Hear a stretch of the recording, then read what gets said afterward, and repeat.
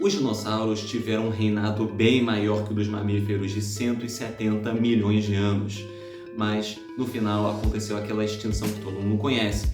Só que os terópodes, um grupo de dinossauros muito grande e diverso, sobreviveu até hoje. Vamos admirar a trajetória deles ao longo da época dos dinossauros e que terópodes são esses que estão bem embaixo dos nossos narizes.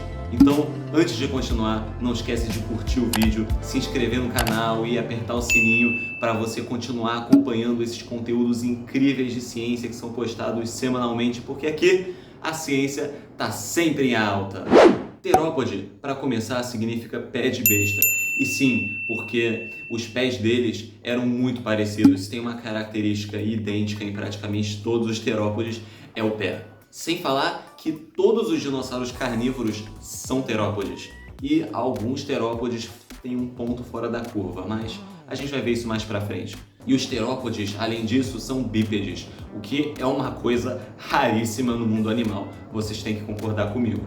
Então, me acompanhe agora durante toda a Era Mesozoica, a Era dos Dinossauros, para que a gente entenda melhor os terópodes, os seus grupos, como eles evoluíram e, no final, a gente vai ver quais deles realmente sobreviveram. Mas como é que a gente sabe que a Era Mesozoica aconteceu há 66 milhões de anos atrás, começou há 200 e poucos milhões de anos atrás? Isso a gente sabe por causa da datação radioisotópica. Você pode entender um pouco melhor sobre isso aqui em cima.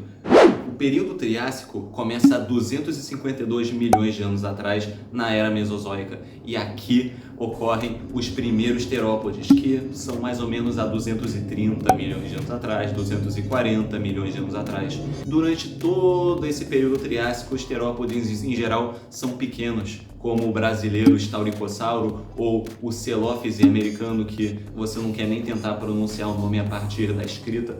E esses dinossauros provavelmente viviam comendo peixes, comendo insetos, pequenos répteis, e alguns talvez tenham se aventurado um pouco mais para caçar presas maiores, como é o caso do liliensterno, que é uma das pouquíssimas exceções de um terópode grande do Triássico, com aproximadamente 5 metros de comprimento. Esse sim era capaz de caçar um grande plateossauro. Mas certamente não devia ser uma luta muito fácil.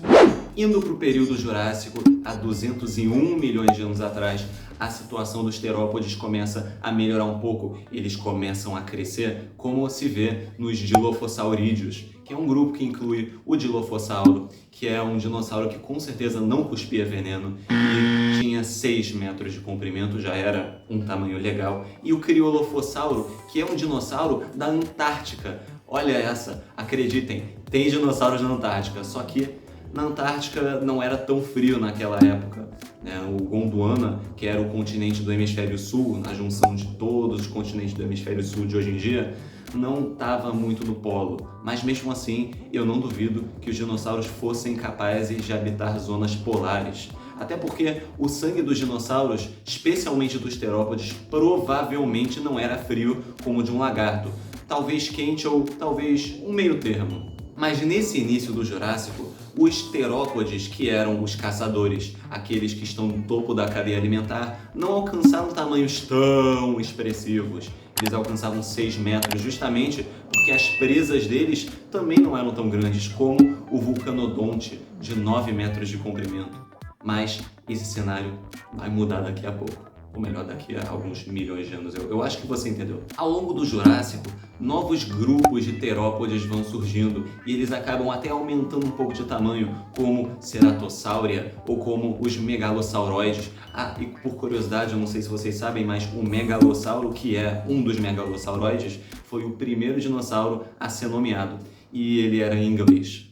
Mas os terópodes principais dessa época são os alossauroides, e alguns de vocês talvez até estejam adivinhando que terópodes são esses. Existiam pelo mundo inteiro praticamente. O Yangchuanossauro, por exemplo, vivendo na Ásia, que comia Mamenchisaurus no café da manhã. Esse bicho tinha que ter de 8 a 11 metros de comprimento. Era bem grande.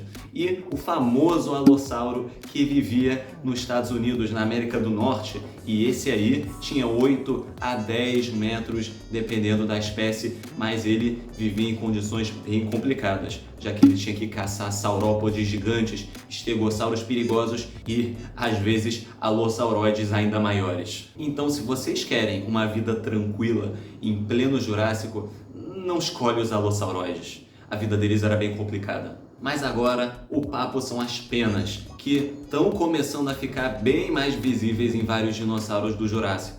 E os celurossauros são os terópodes que puxam isso com força total. E não me leve a mal, na verdade vários dinossauros fora desse grupo já tinham penas, nem tanto assim. Mas os celurossauros apareceram modestamente, como pequenos dinossaurinhos que, se existissem hoje em dia, você provavelmente acharia que são passarinhos com dentes. Mas a chave da sobrevivência está nos celurossauros. Então me acompanha para o período Cretáceo, que começa há 145 milhões de anos atrás, onde os terópodes se diversificam ainda mais. Vários grupos de terópodes não celurossauros floresceram no Cretáceo, como os espinosaurídeos, com seus focinhos longos, seus dentes cônicos e aquelas velas enormes. E eles provavelmente caçavam peixes, um dos pouquíssimos terópodes que decidiram ir para o meio aquático pescar, se não que nadar lá mesmo. Sem falar que alguns indivíduos dentro dos espinosaurídeos alcançavam os maiores comprimentos dentro dos terópodes, como o espinossauro, que devia ter entre 14 a 15 metros de comprimento. Não é pouca coisa. Os alossauroides continuaram evoluindo também durante o Cretáceo e eles habitaram muito bem o hemisfério sul, como se vê nos Carcharodontosaurídeos. É um grupo com gigantes dinossauros que continuaram com essa tradição de mordida de faca, como é o caso do Giganotossauro, de 12 a 13 metros de comprimento. E a maioria dos Carcharodontosaurídeos tinha mais ou menos a aparência semelhante, à exceção de um ou outro, como o Acrocantossauro, que tem aquela vela meio estranha. Se você chegou até aqui, é porque você verdadeiramente quer aprender sobre os terópodes e quer entender que terópodes são esses que vivem até hoje por aqui. Então dá aquele like, se inscreve no canal e comenta aqui embaixo o que você está achando dos terópodes. Se vocês têm alguma dúvida sobre isso, algum comentário engraçado, uma referência dos filmes, porque aqui tem algumas nesse vídeo. Mas o grupo que realmente explodiu durante o Cretáceo foram os empenados celurossauros, que humildemente tinham começado lá no Jurássico, pequenos. E aqui vários grupos aparecem, como os ornitomimossauros, o mais próximo que você vai conseguir de um avestruz durante o período Cretáceo. Esses bichos provavelmente eram onívoros, o que, pensando bem, não é uma transição muito difícil de se fazer de um grupo completamente carnívoro para um onívoro. Mas e se eu te contasse que existem terópodes completamente herbívoros?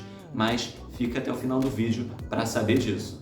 E um grupo completamente inesperado que você nunca imaginaria que veio dos celurossauros são os tiranossauroides. E você sabe exatamente que dinossauro está nesse grupo.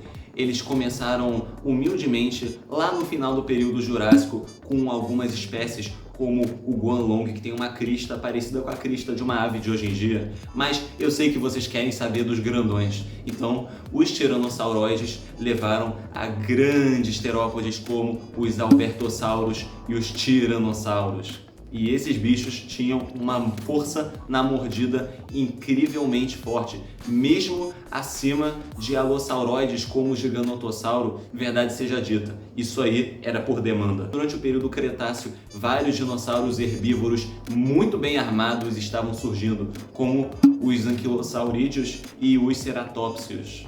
Então, alguém tinha que ter uma mordida para quebrar essas armaduras.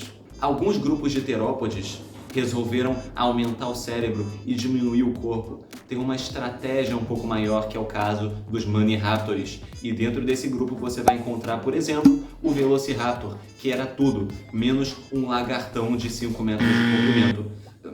Desculpa. E outros como o Oviraptor, que não tinham um rosto nem um pouco estranho, mas eram boas mães que cuidavam dos seus filhos nos seus ninhos. É a beleza interior que importa. Mas toda brincadeira tem que ter um final, e essa aqui não é diferente, como foi há 66 milhões de anos atrás, fim do Cretáceo, na extinção dos dinossauros. Só que esse termo é um pouco errado, porque na verdade quem foi extinto foram os dinossauros não avianos.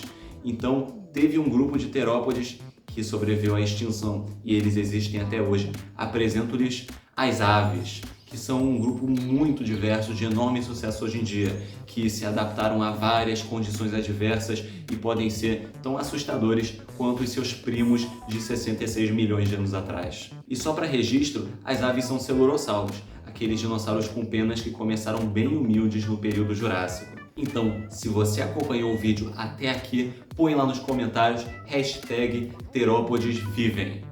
Ah, a propósito, eu ia falar uma coisa para vocês sobre terópodes que conseguiram ser completamente herbívoros. Bom, me encontra lá em casa que eu conto para vocês. Vem comigo! Já ouviu falar no Therizinosauro? É um dinossauro bem estranho que é um dos pouquíssimos terópodes da era Mesozoica que eram herbívoros. Mas para aprender sobre ele, confere esse vídeo aqui ao lado do Espinossauro JP. Vale a pena até se inscrever no canal dele. E deem uma olhada aqui nesses vídeos que são de temas parecidos. E eu encontro vocês neles. Fui!